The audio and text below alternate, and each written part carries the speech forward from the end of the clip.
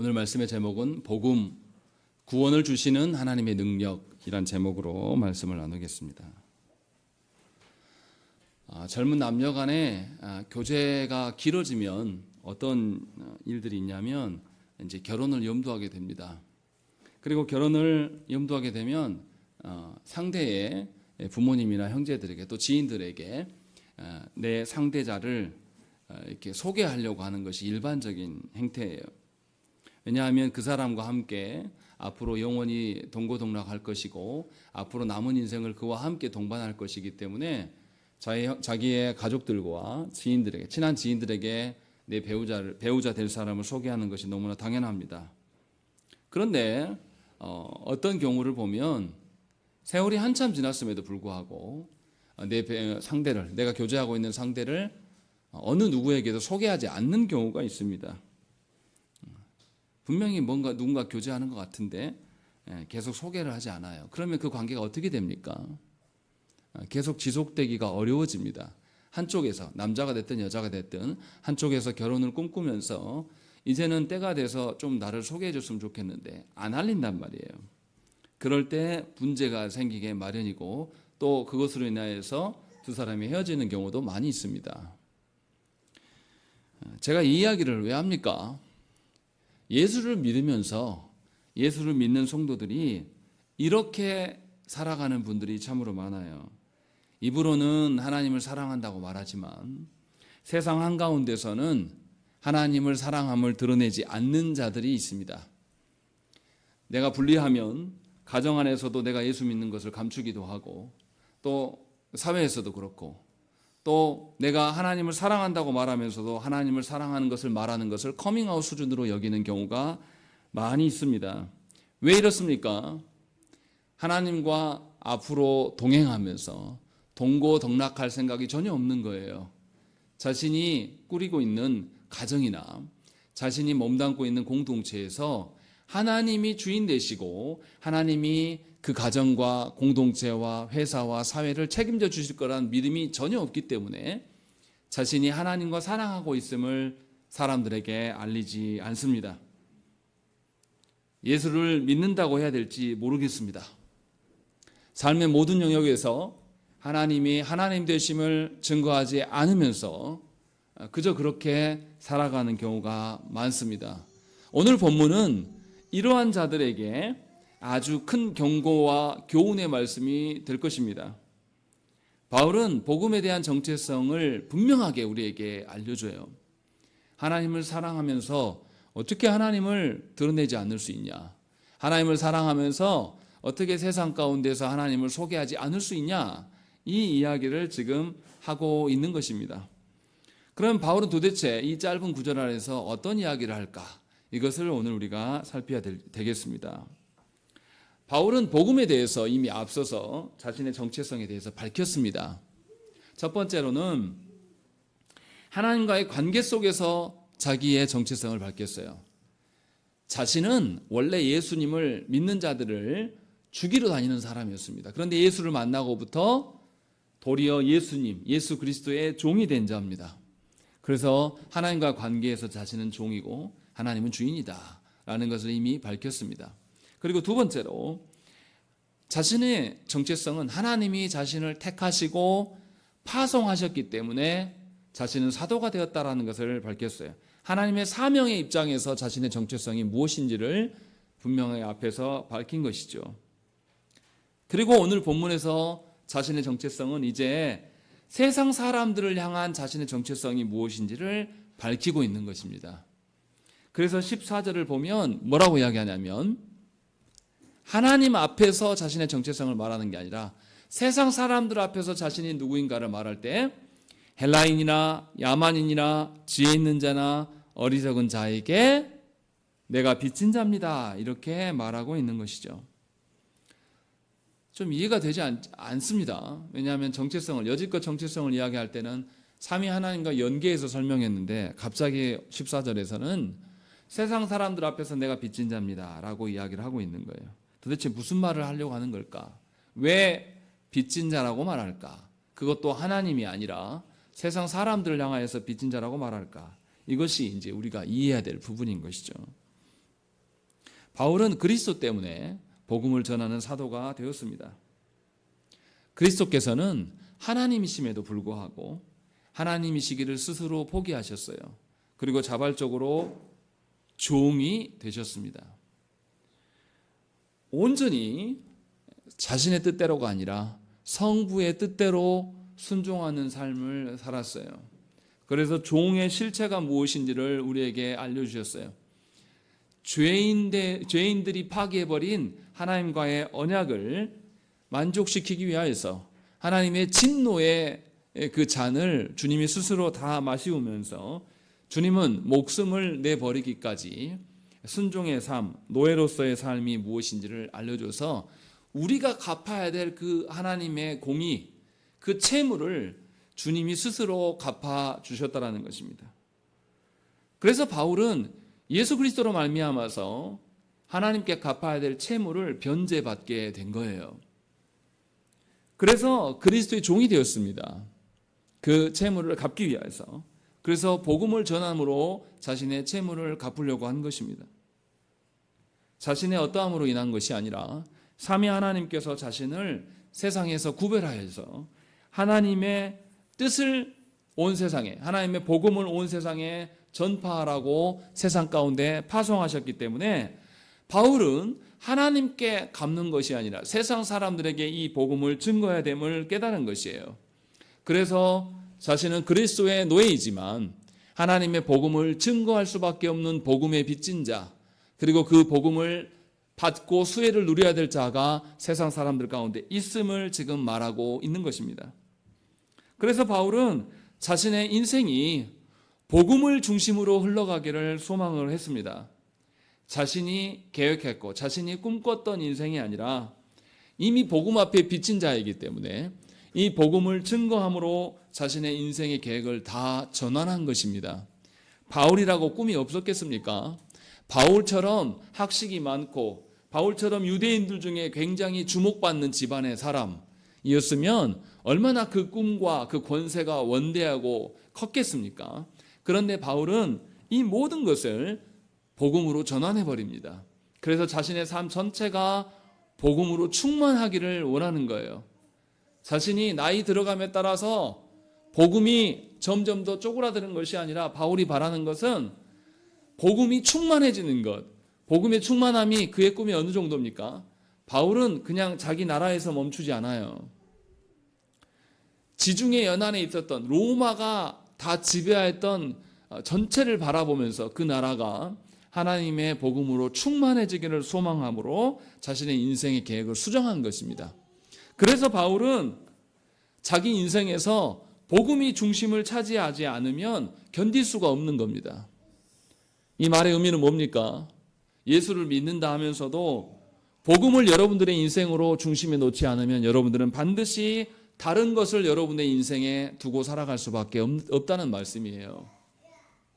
그래서 예수를 믿으면서도 돈이 없으면 힘들어합니다. 예수를 믿으면서도 사람들의 인정이 없으면, 인기가 없으면 괴로워하는 것이죠. 예수를 믿으면서도 권세가 없으면 힘들어하는 분들도 있어요. 또 예수를 믿으면서도 세상의 쾌락, 세상의 인정 욕구에 시달리는 경우가 굉장히 많습니다. 미안하지만 우리는 죽고 나서 하나님 나라 앞에 서게 될 것입니다. 우리 모두는 하나님 나라에 갈 거예요. 그런데 그 나라 앞에서 돈이나 인기나 권력이나 사람의 인정함과 쾌락이 그 나라에서 무슨 가치가 있겠습니까? 진심으로 여러분들이 하나님 나라를 소망한다라면 이 땅에서 사람의 인정, 어떤 돈이나 권세나 이런 것들이 허무한 것들을 알아야 되는 것이죠. 죽기 전에 우리는 이것을 다 압니다. 어떻습니까? 우리나라 역대 대통령들 5년 잠깐 자기 하고 싶은 것 마음대로 펼치고 감옥 가잖아요. 어떤 분은 5년도 못 채우고 감옥도 갔어요. 얼마나 세상의 가치가 허무합니까? 생각을 해보세요. 우리가 대통령 꿈꾸지도 않잖아요. 우리는. 대통령이라면 그 권세가 얼마나 크겠습니까? 그런데 그런 자의 인생도 그냥 허무한 거예요. 잠깐입니다. 잠깐 빛을 발하는 것은 잠깐이고 그 다음에 그 잠깐 동안에 성실하지 못한 것에 대해서 회한하고 허무함을 느끼고 방황하는 인생이 훨씬 길어요. 또 어떤 분들은요, 그 자기가 목표한 바에 이루지 못해서 인생을 이것만 붙잡고 낭비해버린 분들이 있어요. 제가 아는 어떤 분은 서울대를 나왔는데요, 아직까지도 저보다 나이가 두세 살 많거든요. 근데 아직까지도 이 사법고시 준비하는 분이 있습니다.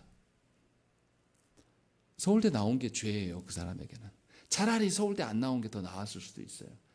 본인도 그렇게 이야기를 합니다. 근데 이제 와서 할 게 없다라는 거예요. 이제 나이 먹고 뭐 할 것이 없어요. 그래서 아내가 힘들게 벌어온 걸로 그냥 살아가는 거예요. 그렇게 자기 목적만 두고 살아왔기 때문에 이분은 누구 앞에 서는 것도 꺼려합니다. 명절 때가 제일 괴롭대요. 안 갈 수도 없고 갈 수도 없고 가도 할 말이 없고. 왜 그렇습니까? 자신이 정해놓은 그 허무한 것들로 인생을 낭비했기 때문에 그래요. 정리하면 복음이 아닌 다른 것, 영원하지 않은 그 허망한 것들로 인하여서 그것을 이루기 위해서 열심히 달려가면서 인생을 낭비한 것이나 이미 이뤘음에도 불구하고 그것이 잠깐 동안밖에 유지될 수 없는 그것을 경험하는 것이 복음이 아닌 다른 것을 품고 살아가는 자들의 인생이라는 것입니다. 이것을 바울은 잘 깨달았어요. 그래서 바울은 복음의 빚쟁이로서 살아가기를 이미 정했습니다. 복음을 세상 사람들에게 전해서 하나님 나라를 향해 달려가는 하나님 나라의 영광을 아직 하나님 나라에 이르지 않았으나 복음을 증거함으로 말미암아 하나님 나라의 영광과 질서를 이미 이 땅에서부터 맛보기를 소망하는 것이죠.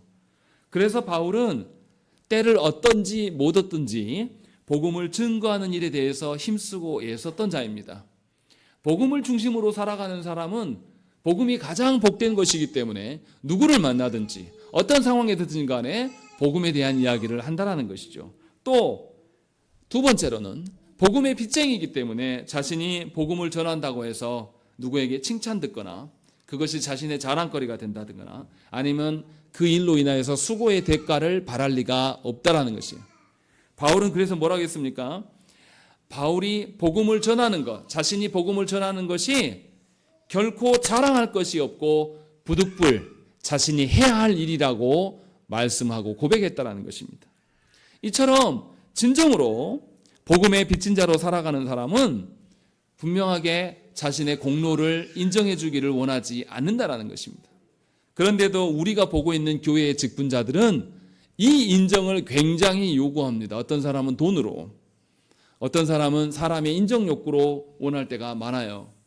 버젓이 하나님의 교회라고 목회하면서 마지막에 자기 자녀에게 교회를 세습하려고 한다든지 자신이 교회에 은퇴를 하는데 교회 재정하게 상관없이 수십억씩 달라고 요구한다든지 이것은 복음의 빚진 자가 아니에요. 본인이 주인 노릇하고 그냥 산 겁니다. 이러한 것들이 우리 안에 너무 많아요. 특정 직분자만이 아니라 우리 모두가 그러하다라는 것이죠. 과연 우리가 복음 앞에 합당한 자인지를 한번 생각을 해보셔야 한다는 것이죠. 또 복음의 빚진 자로 살아가는 사람은 하나님께서 자신을 택해 주시고 세상과 구별되게 하신 것을 짐과 부담으로 여기지 않습니다. 측량할 수 없는 하나님의 놀라운 영광으로 여기며 살아갑니다. 그래서 자신의 인생 전체에서 복음이신 그리스도가 드러나기를, 그리스도께서 자신의 인생을 다스려 주시기를 소망한다는 것입니다. 그래서 복음을 중심으로 살아가는 사람은 나의 능력이 아니라 사람의 능력이 아니라 복음의 능력, 그리스도의 능력을 늘 맛보고 누리며 살아갑니다. 그래서 그 사람은 돈이 없고 건강이 안 좋을 때도 예수 그리스도를 의존할 수가 있고 예수 그리스도를 찬양할 수가 있는 거예요. 세상에서 헤매이고 힘든 사람은 그 놀라운 고통 앞에서도 그리스도로 인하여서 위로를 받고 힘을 얻는 그 성도됨을 통하여서 하나님 나라를 볼 수가 있는 것입니다. 정말로 복음 중심으로 복음의 빚진 자로 살아간다면 복음을 증거했다고 해서 하나님께 더 보상 요구를 하지 않을 거예요. 보상 요구를 원하는 것은 복음의 채무를 늘려가는 것밖에 되지 않아요. 분명하게 복음 전파함으로 사람들로부터 인정받기를 원하는 것, 또 복음을 전함으로 인하여서 자신의 이름값을 하려고 하는 것은 다 헛된 일이고 허망한 것입니다. 여러분들은 이 중에 어떤 형태로 인생을 살아갑니까? 여러분들에게 복음은 어떤 가치입니까? 여러분들의 인생의 목적은 무엇입니까? 여러분들의 인생의 전반에 걸쳐서 드러내고 싶은 것은 도대체 무엇입니까? 바울은 이것을 우리에게 지금 알려주고 있는 거예요. 우리 모두는 복음으로 인하여서, 예수 그리스도로 인하여서 하나님 나라를 보게 된 자들입니다. 그래서 어느 누구도 복음의 채무자지, 우리가 복음에서 자유롭지 않는 자라는 것입니다. 그런데 우리는 도리어 어떻게 살아갑니까? 내 인생이 내가 원하는 대로 되지 않으면 하나님을 향하여서 원망하고 하나님이 내 인생을 바꿔달라고 기도해요.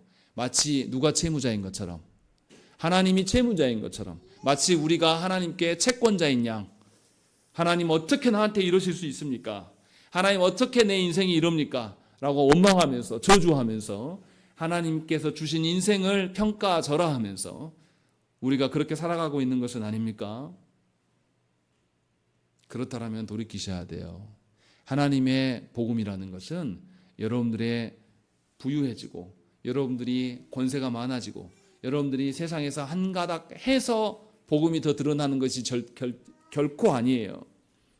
아무것도 없는 중에, 정말로 연약하고 취약하고 힘이 없는 중에도 복음으로 인하여서 만족하며 기뻐하는 것을 하기만 하면 하나님의 복음의 가치는 여실히 드러납니다.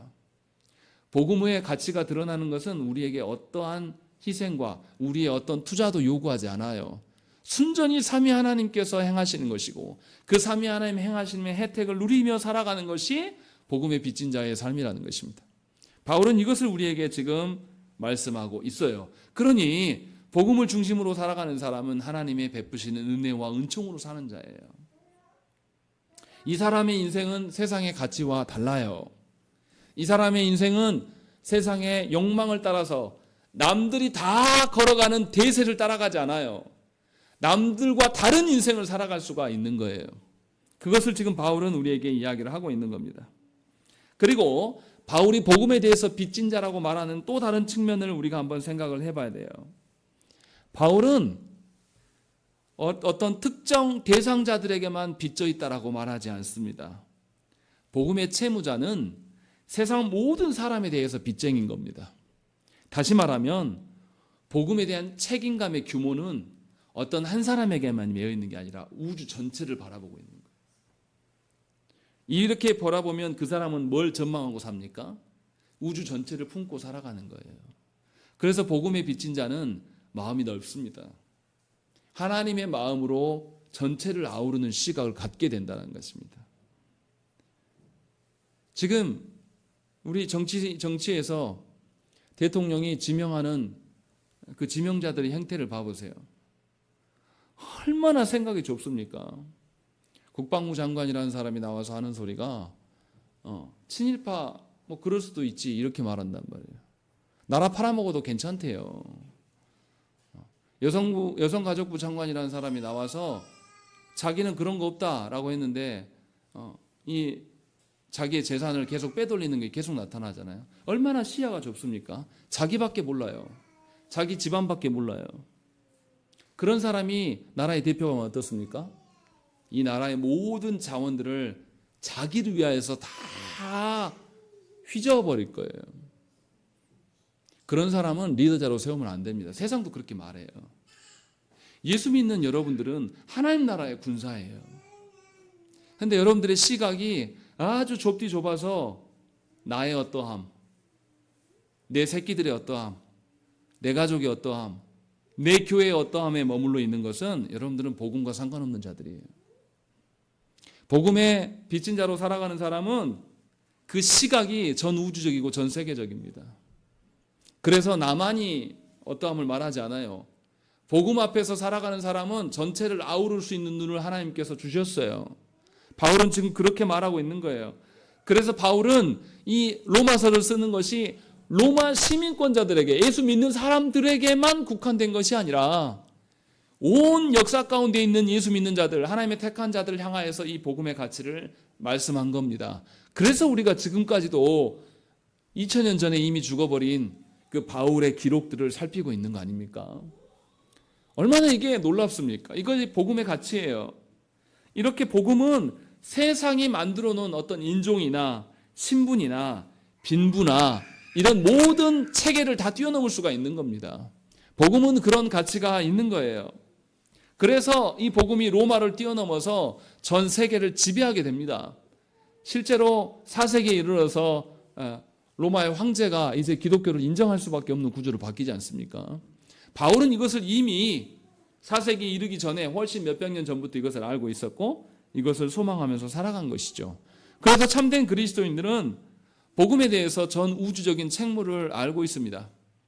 그래서 여러분들에게 항상 그 이야기를 하는 거예요. 조국 대한민국의 정치가 이렇게 타락해버리고 이 사회가 이렇게 불의하고도 무도하게 살아가는 것에 책임이 교회에 있다라고 말하는 것이 바로 이 부분이에요. 우리의 젊은 아이들, 고등학생밖에 안 되는 아이들이 세월호에 다 수장시켜도 어른들이 나서지 않습니다. 이런 거지 같은 나라가 어디 있습니까? 그게 어른입니까? 뻔히 아이들에게 배에 남아있으라고 말하고 지만 탈출하는 게 그게 사람 새끼예요? 그리고 거기에 구조로 나오는 해경들이 확인도 안 하는 것이 그 사람들이 공적인 책무를 진 사람들입니까? 또 그 모든 체계를 다스려야 될 사람 중에 처벌받은 사람이 누굽니까? 그런데 교회가 그것에 대해서 슬퍼하지 않아요. 왜냐하면 복음과 상관없는 인간들이거든요. 하나님이 말씀하시는 복음의 채무자들이 아니에요. 저는 세월호 사건 있을 때 제가 안양에서 사역을 했어요. 안양에서 안산은 가깝습니다. 안산에 있는 목회자들이 설교하기가 너무 힘들었다는 거예요. 왜냐하면 죽은 아이들이 다 가까운 지인들이에요. 교회 안에도 아이가 죽어서 초상난 집도 있습니다. 저도 장례가 나서 갔는데 아이들이 한꺼번에 죽으니까 장례를 화장시킬 데가 없어서 경기도권의 화장장이 다 붐볐어요. 실제로 제가 장례 집례하러 갔을 때 아이들 시신이 두 구나 그날 오는 것을 봤어요. 그런데도 교회가 이 일을 자신의 책임으로 여기지 않아요. 왜 그렇습니까? 복음의 의무가 없어요. 우리는 복음의 빚진 자로 살아가지 않는 것입니다. 인류를 사랑하고 하나님께서 이 인류를 귀하게 여기심으로 당신의 아드님을 내어주심으로 말미암아서 복음의 참된 가치를 우리에게 알려주셨으나 우리는 그 사랑의 빚을 갚을 생각이 없는 겁니다. 심각한 거죠. 바울은 이것을 지금 우리에게 교훈하고 있고 경고하고 있는 겁니다. 과연 여러분들은 복음 앞에 어떻게 반응합니까?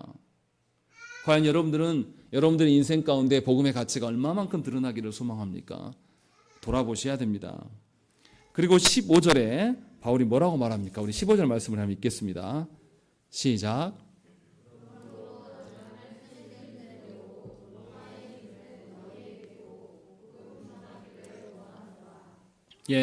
바울이 할 수만 있으면 로마에 있는 너희에게 복음을 전하고 싶다라고 말합니다.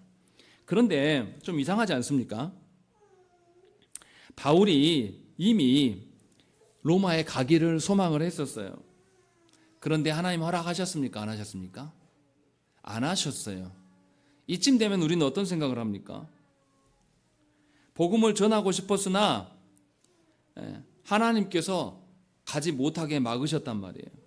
그러면 우리 같으면 대부분 다 포기했을 겁니다. 다시 이 말을 안 할 거란 말이죠. 그런데 바울은 아직도 그것을 밝히고 있어요. 이게 무슨 의미일까요? 바울이 지금 하나님의 뜻 안에서 자신의 열망을 말하고 있는 거예요. 복음의 빚진 자이기 때문에 하나님의 뜻을 넘어서서 말할 수 없는 거예요. 하나님의 뜻 안에서 절망하고 포기하고 그렇다고 말하는 게 아니라 하나님의 뜻 안에서 열망하고 있는 거예요. 그래서 바울은 복음을 전하고 싶은데 자기가 못 가요. 하나님 가기를 허락하지 않으셔요. 그래서 지금 뭐 하는 겁니까? 뭘 하고 있어요? 로마서의 말씀을 기록하고 있는 겁니다. 자신이 못 가면 편지로라도 먼저 알려서 복음의 참된 가치가 무엇인지를 그들에게 증거하겠다라는 것이죠. 이것이 바울의 입장이에요. 무슨 말입니까? 하나님께서 주신 사명을 위하여서 우리가 살아갈 때에 복음을 위해서 살아갈 때에 복음을 증거해도 열매가 없을 때가 있어요. 반응이 없을 때가 참으로 많습니다. 그때마다 우리의 마음은 어떻습니까? 마음이 상해요. 왜 해도 안 되지? 하나님 막으신 건가? 하나님이 내 배우자와 내 새끼들은 버리신 건가? 이런 이상한 생각이 들면서 포기하게 될 때가 있어요. 그런데 이것은 우리의 교만입니다. 하나님의 뜻하신 때가 있고 하나님이 정하신 영역이 있는 거예요. 그런데 우리는 그것을 기다릴 줄 몰라요. 우리가 주인 되기를 소망하는 것입니다. 죄인임에도 불구하고 주인 되어서 내 뜻대로 되지 않은 것에 대해서 이상하게 여기는 경우가 많아요. 그러나 바울은 그렇게 하고 있지 않아요. 하나님이 가지 못하게 막으심에 대해서 절망하지 않고 본인이 포기하지 않은 채로 하나님이 허락하신 때까지 복음을 위해서 준비하고 있는 겁니다. 그래서 로마서를 쓰고 있는 거예요. 결코 포기하지 않아요. 적극적으로 기다리고 있는 거예요. 다시 말하면 하나님이 자신의 간구함을 거절하신 것을 거절로만 보는 것이 아니라 아직 때가 되지 않았다. 하나님이 나를 더 준비시키시고 하나님이 준비시키기 위하여서 이 말씀을 주고 있구나라는 것을 깨달은 거죠. 그래서 아주 소망차게 로마에 있는 너희에게도 내가 복음을 전하기를 원한다라고 밝히고 있는 거예요. 이것은 하나님 앞에서 자기 뜻을 고집하는 게 아닙니다. 하나님의 뜻하신 바 앞에서 더 나아가지 않아요. 하나님의 뜻에 따라가면서 뒤따르는 자로서 철저하게 준비하는 삶을 살아가는 것입니다. 여러분들의 인생은 어떻습니까? 제가 20대 때요, 제가 이루고자 하는 꿈이 있었어요. 그리고 그 꿈을 위하여서 몰두했습니다. 복음 아는 것에 대해서는 조금 뒤로 빼지고 내가 하고자 하는 일에 올인했어요. 항상 뭐라고 기도했냐면 하나님, 내가 하고자 하는 것에 이루어주시면 내가 교회에서 중추적인 인물이 그때 되겠습니다 라고 하면서 항상 내 뜻이 앞섰어요. 그래서 20대 때는 복음을 전혀 몰랐습니다. 그런데도 하나님께서 저를 불쌍히 여기셔서 누군가의 손길을 통하여서 복음을 선명하게 가르치는 교회로 인도하셔요. 제가 거기 교회 가고 싶었던 게 아니라 누가 가자고 해서 간 거예요. 그래서 거기서 복음을 듣게 되고 그 정신이 온갖 나의 성공에 쏟아져 있을 때도 하나님은 계속 복음의 말씀을 듣게 하셨어요. 그리고 제가 영혼을 케어하는 일도 하기 싫어했는데 청년부 목사님을 통해서 순장을 해봐라. 저는 전혀 하기 싫은데 내 시간 빼기 싫고 에너지가 아까운데 근데 하나님이 그렇게 저를 계속 이끄셨어요. 그렇게 해서 복음 안에서 떠나지 않게끔 하나님이 하신다는 거죠. 바울이 지금 그것을 이야기를 하고 있는 겁니다. 어떤 분들은 천국은 침노하는 자의 것이다 라고 말하면서 매우 공격적으로 자신의 뜻을 하나님의 뜻보다 앞서 세우는 자들이 있습니다. 그러나 천국은 침노한 자라의 뜻은 그런 것이 아니에요. 하나님 나라의 그 순수함과 가치는 썩어버린 이 땅 가운데 올 수가 없어요, 원래는. 그런데 하나님이 공격적으로 우리 가운데 와 주시기 때문에 하나님의 뜻이 구현되고 우리가 하나님 나라를 소망하게 된 것입니다. 그렇다고 해서 우리가 하나님과 똑같이 공격적으로 할 수 있냐? 그런 게 아니에요. 하나님의 뜻 안에서 살아가야 된다는 것입니다. 여러분들의 소망과 여러분들의 열정이 하나님의 뜻을 앞설 수가 없는 거예요.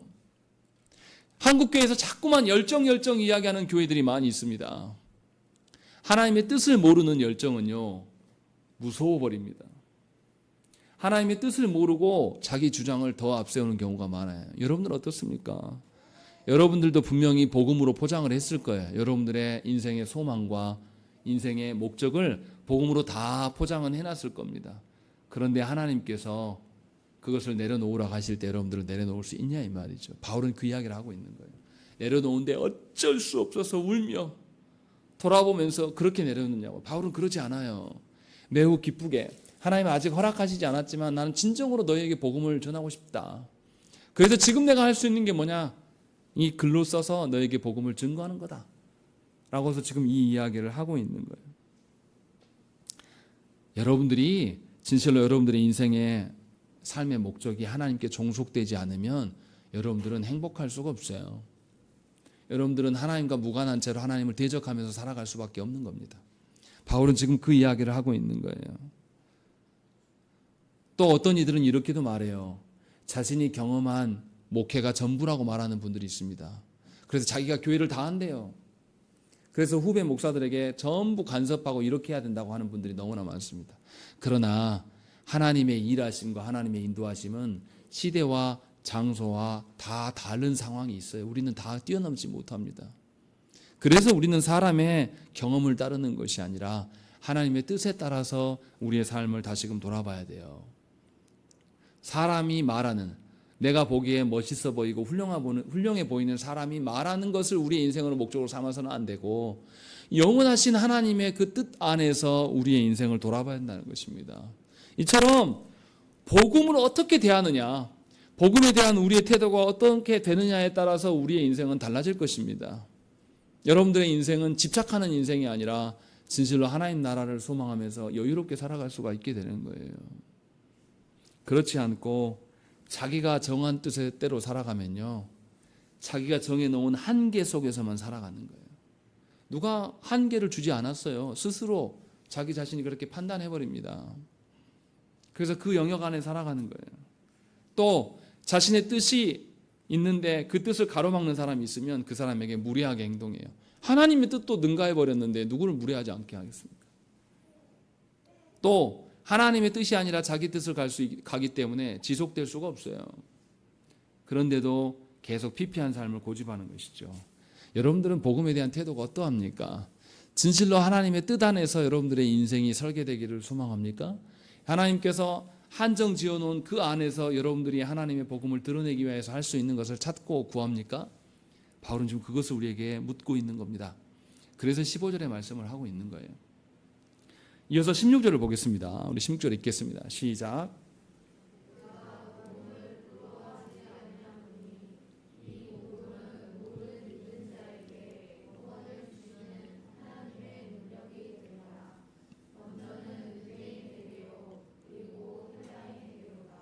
예, 16절에는 좀 이상한 부분이 있어요. 16절에 복음을 뭐라고 합니까? 이 복음은 모든 믿는 자에게 구원을 주시는 하나님의 능력이다 라고 말해요. 그런데 하나님의 능력이 이런 거면 바울이 뭐라고 해야 됩니까? 복음이 최고, 복음이 가장 값진 것, 이렇게 말해야 되지 않겠습니까? 근데 바울이 뭐라고 합니까? 16절 처음 시작할 때 부끄러워하지 아니한다. 이게 뭔 말이에요? 자랑해야죠. 내가 복음을 자랑하노니 이 복음은 모든 믿는 자에게 구원을 주시는 하나님의 능력이다. 이렇게 말해야지 논리적으로 맞잖아요. 바울이 왜 이렇게 쓰고 있습니까? 이 의중을 우리가 살펴야 돼요. 왜 바울은 복음을 부끄러워하지 않는다라고 말했을까요? 복음을 부끄러워하지 않는다라고 의도적으로 말하는 것은 이 복음을 부끄러워하는 자가 있었다는 소리예요. 교회 안에 누군가가 어쩌면 많은 이들이 복음을 부끄러워하는 거예요. 복음을 부끄러워한다는 말은 무엇입니까? 자신의 정체성과 복음 앞에서 뭐가 더 낫다는 거예요. 뭐가 더 가치롭다는 거예요. 아니, 내가 예수 믿는 사람이고 복음으로 인하여서 바뀌어진 변화된 인생인데 복음을 감춰요. 말하지 않아요. 나가서 친구들한테 나 교회 다닌다는 말 안 해요. 내가 교회 다닌다고 하면 마치 동성애자가 커밍아웃 하듯이 그 정도 해야 되기 때문에 나 안 한단 말이에요. 침묵해요. 이것은 복음이 자기 자신보다 높다는 겁니까? 못하다는 겁니까? 무시하는 거예요. 여러분들은 복음이 부끄러우십니까? 여러분들은 가정 안에서 안 믿는 배우자에게, 안 믿는 자녀들에게, 또 세상 속에서 안 믿는 사람들 앞에 복음이 부끄러우십니까? 그렇다면 큰일이에요. 바울이 그래서 이렇게 말하고 있는 거야. 나 복음 부끄럽지 않다. 너 부끄러워하잖아. 나 복음 안 부끄러워. 요 이야기를 하고 있어요. 왜냐하면 복음은 하나님의 능력이기 때문이야 라고 말씀하고 있는 겁니다. 하나님께서 사람을 부끄럽게 여기시는 것은 지극히 당연한 일이에요. 그런데 사람인 우리가 하나님이 주시는 복음을 부끄러워하는 것은 교만입니다. 악한 거예요. 그래서 하와가 하나님처럼 되고자 하기 원했어요. 하나님과 동급이 돼서 이제는 하나님의 그늘 아래서 하나님의 그 영역 안에서 머물기를 싫어했단 말이에요. 이것이 얼마나 큰 죄악인지를 여러분들이 아셔야 한다는 것입니다. 정말로 우리가 하나님께 부끄러움이에요. 사실은 우리가 진짜 부끄러워야 되는 것은 나의 죄성을 놓고 부끄러워해야 돼요. 예수 그리스도로 말미암아서 나에게 새로운 가치와 질서와 새로운 인생과 새로운 인생의 목적을 부여하셨는데도 여전히 그 그리스도로 주신 그 복음으로 인하여서 주어진 것들을 붙잡지 않고 그것을 자랑스러워하지 않는 나를 보면서 진짜 부끄러워야 될 거예요. 내 자신이 더욱더 추접스러운 거예요. 그나마 복음을 주셨기 때문에 내가 하나님 나라의 백성으로도 살 수 있는 것이기 때문에 복음을 자랑하는 것이 너무나 당연한 거예요. 복음을 드러내는 것이 너무나 당연한 겁니다. 복음을 드러내서 뭔가가 좋은 결과가 있기 때문에 복음을 말하려고 하는 것이 아니라 이미 복음으로 내 안에 변화된 것이 있기 때문에 복음을 자랑하는 거예요. 바울은 이 이야기를 하고 있는 겁니다. 여러분들은 어떠시냐고요? 안타깝게도 예수께서 메시아로 이 땅에 오실 때 사람들이 어떻게 했습니까? 예수님이 이 땅에 오심을 대해서 싫어했어요. 생각을 해보세요. 유대인들에게 하나님께서는 메시아를 보내주실 것을 약속하셨습니까? 안 하셨습니까? 구약 성경을 통해서 계속 알리셨어요. 메시아가 오실 때에 이런 모양으로 오실 거고 이런 일들이 있을 것이다 라는 것을 계속 알려줬어요. 그런데 유대인들이요 착각하기 시작했습니다. 유대의 역사를 다시 한번 되짚어 보십시다. 예수님 오셨을 때 유대인들은 누구의 지배를 받았습니까? 로마 제국의 지배를 받았어요. 로마 제국 이전에는 누구의 지배를 받았습니까? 알렉산더 대왕이 이끄는 헬라의 지배, 그리스의 지배를 받았어요. 그리고 그 이전에는요, 우리가 다니엘서에서 읽잖아요. 누구에게? 페르시아의 지배를 받았어요. 그리고 그 이전에는요, 바벨론에게 나라가 망하고 지배를 받았단 말이에요. 근 500년가량을 계속 지배의 삶을 지배받는 피지배층으로 살아온 거예요. 그러니 유대인들이 생각하는 메시아는 어떤 메시아를 기대하겠습니까? 군사적으로 정치적으로 와서 우리를 지배하는 모든 놈들을 싹 쓸어버리는, 마치 우리가 일제의 강압 앞에서 대한민국이요 정말로 하나님의 은혜인 것은 뭐냐면 이 나라가 망해가서 일제가 우리를 압제할 때에 복음이 들어왔어요. 마치 유대인들에게 예수 그리스도가 로마로부터 지배해 있을 때 온 것처럼 비슷하게 닮아 있어요. 그래서 유대인들이 어떻게 했습니까? 예수님께 가서 표적을 달라고 했어요. 예수님이 자꾸 메시아인 것처럼 말하고 본인이 하나님의 아들이라고 하니까 표적을 달라고. 어떤 표적이요? 구약 성경에서 말하는 군주로서의, 구약에서는 그렇게 말씀 안 했는데 본인들이 착각한 거죠. 군주로서의 정치적인 어떤 구원주로서의 메시아가 되기를 소망했어요. 그래서 예수님이 물고기 2마리와 보리떡 5개로 5,000명을 먹인 거 보면서 이 사람들이 기대했습니다. 야 진짜 이거 우리 먹여 살리겠네. 경제 대통령이겠네. 헛생각에 빠진 겁니다. 우리가 그렇게 경제 대통령 했던 사람이 뭐합니까? 우리나라 공기업들 찢어서 다 팔아먹고 난리치고 감옥 갔다 왔잖아요. 여러분 다 속았어요. 험한 것을 꿈꿨기 때문에. 유대인들이 그렇게 예수님을 기대한 거예요. 그런데 예수님이 어떻게 합니까? 뭐라고 하십니까? 도리어 그들이 기대했던 성전이 더럽혔다고 성전에서 다 쫓아내시고, 또 뭐라 그러냐면 너희의 죄로 인하여서 내가 로마에 잡혀가서 죽게 될 것이다. 있다고 소리를 하고 있는 거예요. 유대인들에게 예수님은 동경하고 싶은 사람입니까? 부끄러운 사람입니까? 부끄러운 인생인 거예요. 그렇게 살고 싶지 않은 거예요. 그래서 유대인들이 야 어떻게 네가 메시아일 수 있냐, 너 같은 거짓된 메시아를 말한 사람은 없어져야 돼 해서 그들이 그래서 예수님을 죽이로 넘긴 거 아닙니까? 이렇게 된 거예요.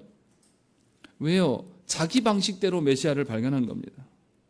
예수님은 철저하게 실패한 자의 모습을 보여줬어요.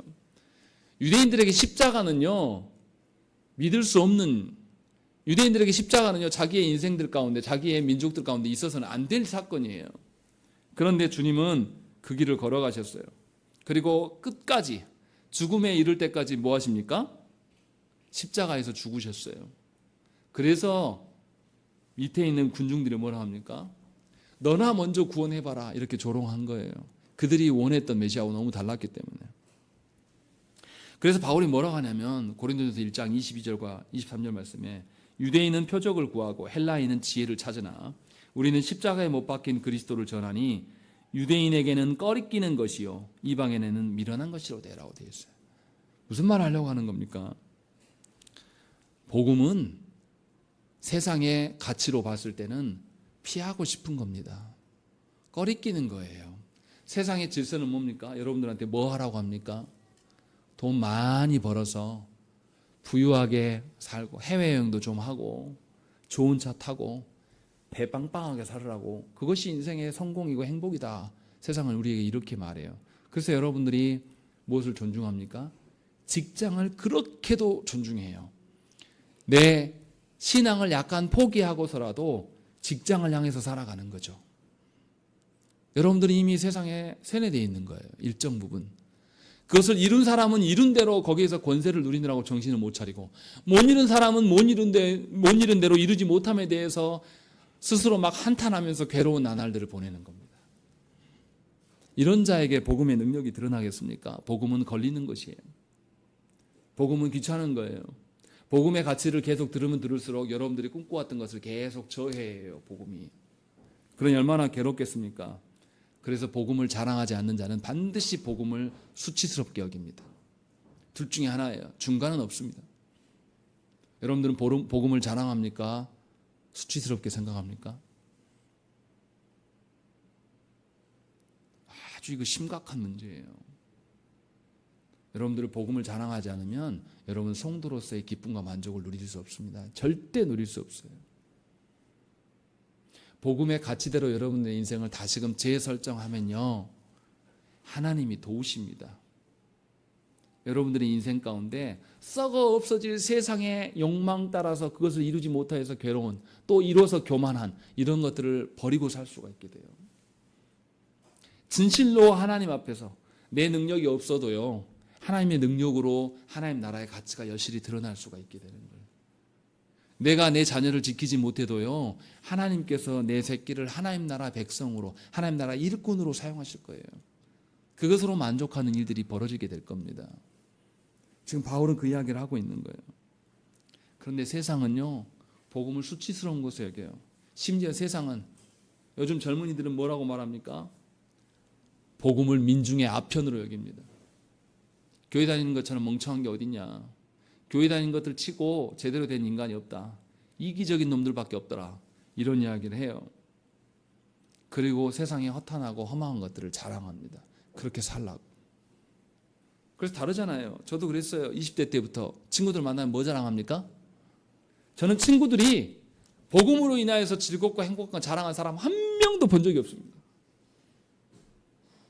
예수 믿는 친구들이 있는데도요, 전부 다 돈 자랑, 전부 다 자기들 자녀 자랑. 지금도 그래요. 친구들 만나면 자녀를 잘 못 키웠으면 돈 자랑도 하고, 돈 자랑이라도 하고 싶어요. 그것이 안 되면 자기 취미라도 자랑합니다. 그것이 안 되면요, 자기가 술 잘 먹는 거라도 자랑해요. 이게 자랑거리입니까? 그런 친구들 만나고 오면 마음이 어떻겠습니까? 여러분들 잘되고 잘난 친구들 만나고 오면 여러분들 막 마음이 기쁘고 동경하고, 야, 내가 60 바라보는데 내가 저 친구처럼 살아야지, 이런 소망이 생깁니까? 그렇지 않잖아요. 그런 친구들 만나고 오면 내가 굉장히 초라해 보이고 허망하고, 아, 친구들 안 만나야 되겠다, 이렇게 되지 않습니까?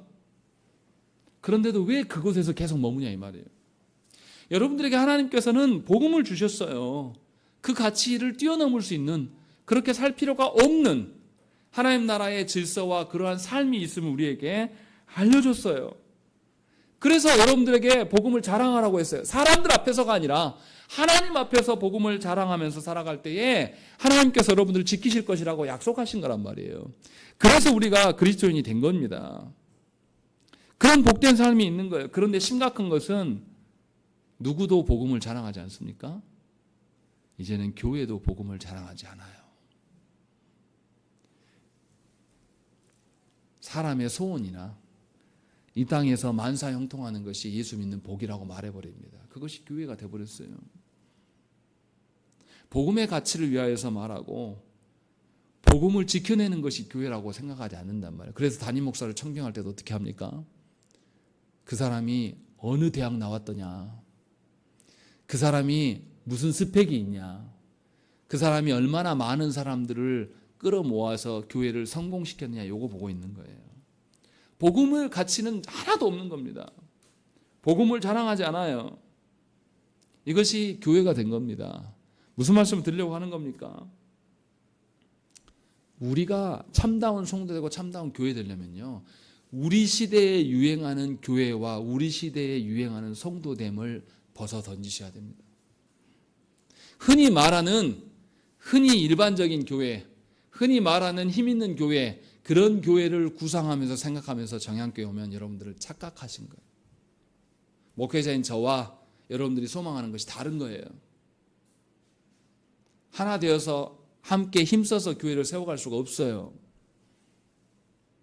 분명하게 아셔야 된다는 것입니다. 그리스도께서도 복음을 위하여서 어떻게 하셨습니까? 하나님 대신 자기 자신을 포기하셨어요. 피조물의 형체로 자신을 낮추셨어요. 심판자이시면서도 누구에게 심판을 받았습니까? 심판받아야 될 사람에게 심판을 받으시고 십자가를 지셨단 말이에요. 이게 복음의 가치예요. 자기 자신을 자기가 정해놓은, 여러분들이 꿈꿔놓고 생각해놓은 여러분들의 인생 가치를 이 시간에 포기하지 않는다면 여러분들은 계속 복음을 부끄러워하면서 살아갈 겁니다. 교회 안에 머물러 있지만은 하나님과 하등의 상관도 없으면서 여러분들의 인생은 열심히 교회와 연관되어서 살았다라고 말할지 모르겠으나 실제로는 하나님의 은혜와 은덕을 하나도 누리지 못한 채로 늘 외롭고 허전하고 슬프고 괴롭고 주눅드는 인생을 살아갈 것입니다.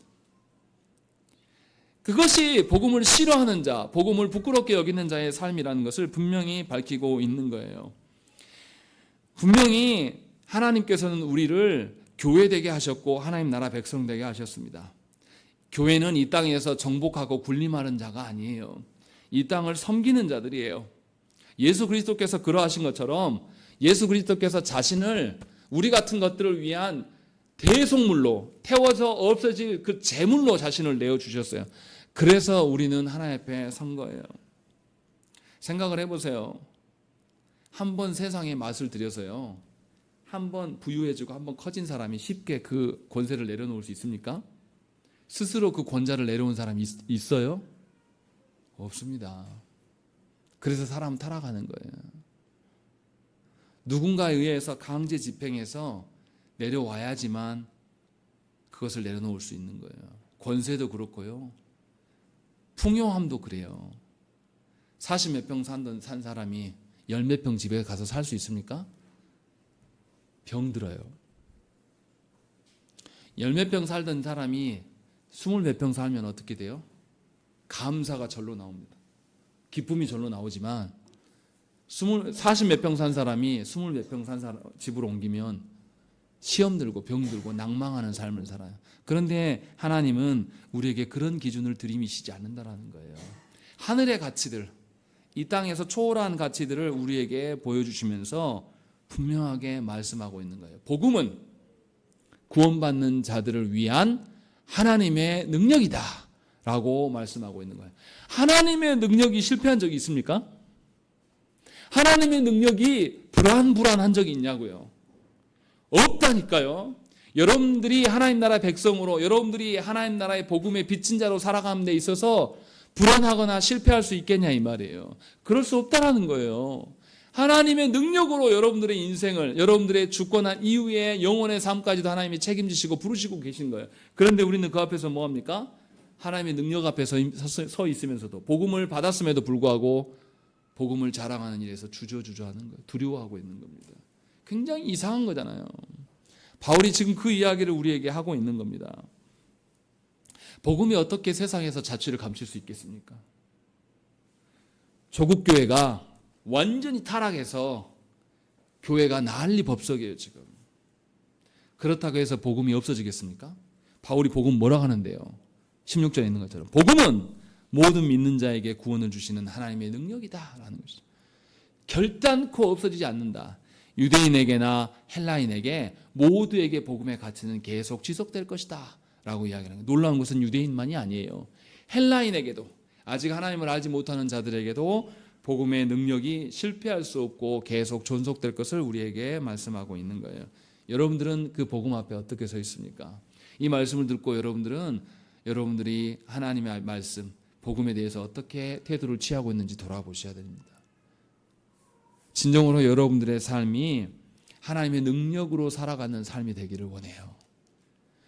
정말로 여러분들이 복음이 부끄러운 것이 아니라 자랑거리가 되고 복음의 능력으로 인하여서 세상과 구별되는 그런 것이 되기를 소망합니다. 그래서 여러분들의 자녀에게 그 무엇보다도 내가 죽을 때 지금 당장 죽는다라면 내가 자녀들에게 무엇을 남길 것인가 고민하는 것이 아니라 당연히 복음이다. 그리고 이 복음을 자녀들에게 주었을 때 이 자녀들과 함께 하나님 나라에서 다시 보게 될 것들, 이것을 소망할 수 있지 않겠습니까? 진실로 여러분들이 복음에 근심하는 자들이 아니라, 복음을 짐지어서 힘겨워하는 자들이 아니라 진실로 복음을 자랑하면서 복음에 근거한 인생 되시기를 간절히 축원합니다. 함께 기도하겠습니다.